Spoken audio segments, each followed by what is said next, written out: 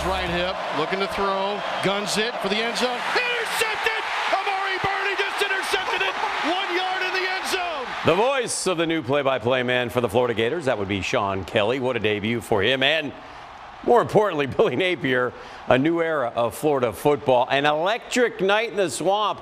29-26 Gators win on a seal-the-deal end zone interception. Hello, football fans. It's back. Let's go. Hickett here.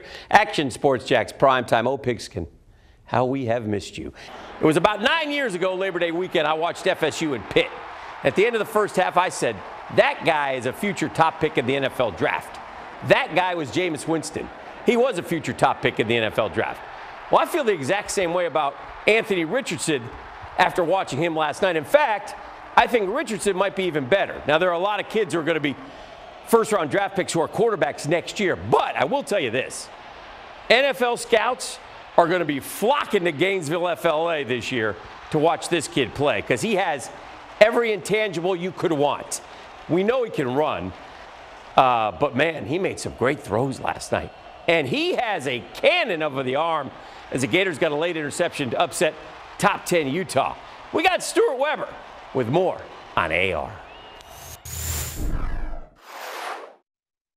It was no secret that this Florida Gators offense would go how their starting quarterback Anthony Richardson would go. Well, in the season opener on Saturday night against a top 10 ranked team in the Utah Utes, it went pretty well. Suffice to say, Anthony Richardson impressed throughout the course of the evening, not just with his legs, but with his arm as well. And how about that leadership? He guides the Florida Gators to a big win in week 1 of the 2022 season. Before playing football, I always thought I had to be the superhero, make the big play all the time.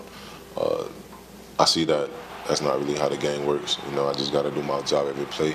Anthony played great. I don't care what he says. He probably says, he messed up a lot, but he played great. When he scrambled for 50 yards and scored, I thought he was going to get tackled. I'm like, I was chasing behind to make sure he didn't fumble.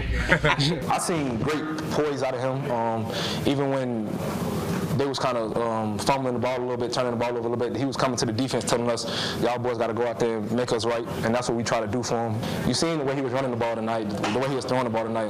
Anthony is a great player and a great athlete. He's an unbelievable competitor. We all know the kid's got physical talent. We've known that for a long time, but what's impressed me is his work ethic, his discipline, his detail. He's a good teammate. He's a great example. Coach Nate told me, we're going to try to score it right here, a game winner. And my heart kind of froze because I haven't really heard those words before, especially in a situation like that with a crowd as big as that. So I was thinking a lot, but just having the ball in my hand, I feel like the teams trust me, the coaches trust me to make a play, make something happen, try not to make things worse. So I'm glad they trust me for that. When asked if they consulted with Anthony Richardson on the play calling leading up to the season opener, he said, yeah, they kind of asked me what exactly I felt comfortable with and what I thought I could do well, but it's really up to Coach Napier and the coaching staff to call the plays. I'm just going to go out there and execute. On Saturday night, he did just that against the Utah Utes. Inside the Swamp, Stuart Weber, Action Sports Jax. I don't know why, I just like to say Utes. Utes. Anthony Richardson had a heck of a night, 17 of 24, 168 yards. That's kind of going to be the style of offense that they play. I thought he could have ran a lot more if he wanted to, but what a performance, 3 touchdowns, 106 yards. Probably could have had 200. 9 for 14 on 3rd and 4th downs. That's pretty impressive stuff. It's kind of what FSU's doing to LSU tonight on 3rd down, by the way. So Anthony Richardson making a name for him. And, of course, the 2-point conversion is the one that everybody's going to talk about as obviously a early play of the year candidate. All right, words that we mentioned yesterday. Culture, momentum, patience, okay, when it comes to Billy Napier.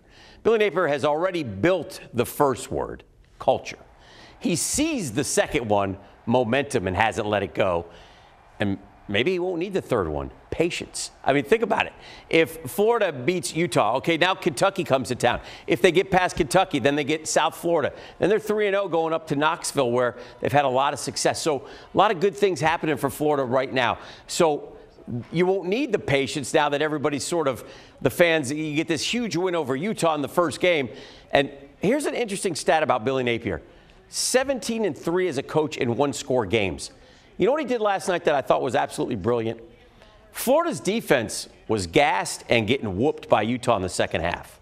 They could not stop Utah, all right? So Florida got the ball with about 6+ minutes to go last night, and he milked the clock. He milked the clock. He took his time. They went down the field slowly. They converted 1 4th down. They converted a bunch of 3rd downs.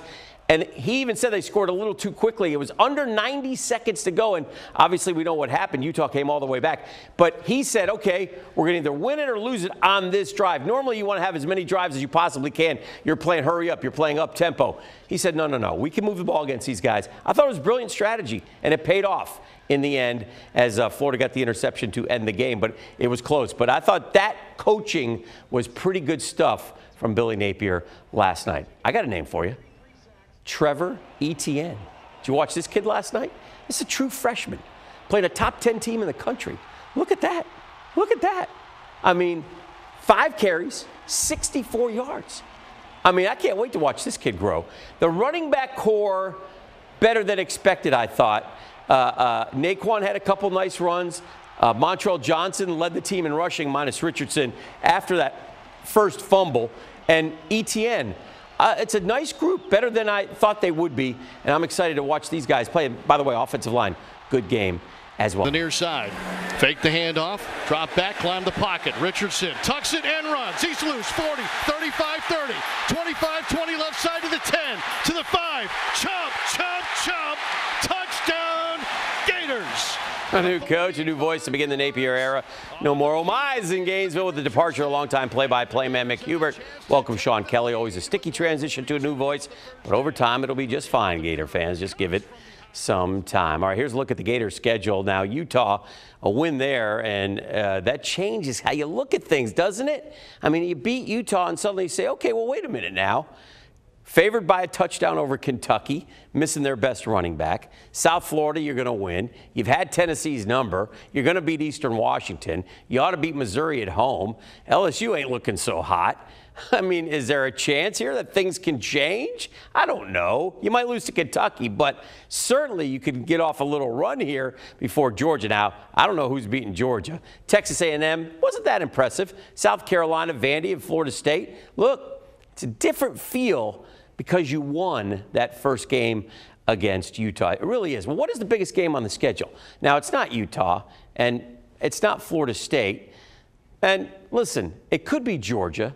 But, you know, I don't know. Georgia's going to be double-digit favorites just about all these. So I would think that for me, maybe it's going to be Tennessee. Maybe it's Tennessee because think about this. Utah, if you get by Kentucky, if you beat South Florida, then you got the Vols who, you know, are much improved, very good football team. And if you could somehow go up there and continue your domination against Tennessee. Remember, the Gators have won like 17 of 18 against Tennessee.